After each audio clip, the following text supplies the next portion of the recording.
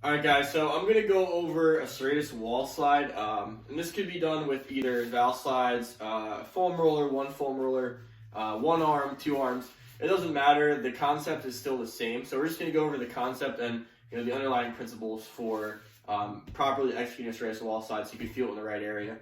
So the first thing you want to think about is where the Serratus is in regards to the body and the shoulder blade, right? So the Serratus is the muscles that are basically superficial to the rib cage, so they're right on top of it.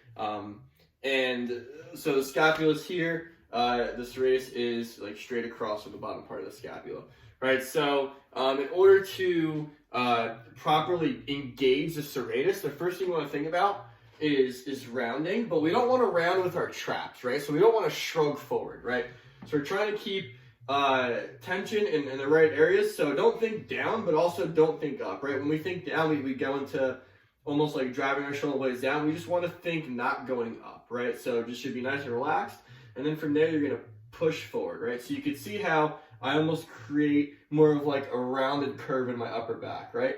And then from there, as I'm filling up my upper back, my goal is to move my arms overhead to the point where my elbows are still staying bent, right? So I'm trying to move the scapula forward and then up, right? So I'm not actually trying to straighten my arms out, right? The goal is to teach the scapula how to drive the humerus in a specific area or specific range of motion, right? So if I were to use a foam roller, I'm always going to go staggered stance too. So I like to go right leg forward, left leg slightly back.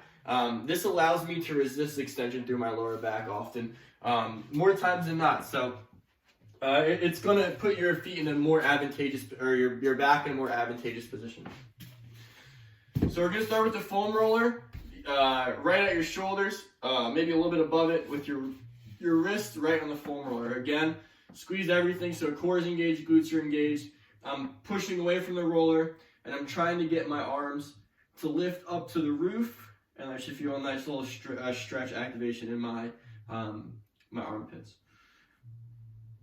So I'm not really moving too much. My arms aren't straightening out, right? I'm using my shoulder blade to control my arm. Some common mistakes that we tend to see are, athletes just lifting up overhead without not trying to keep that tension.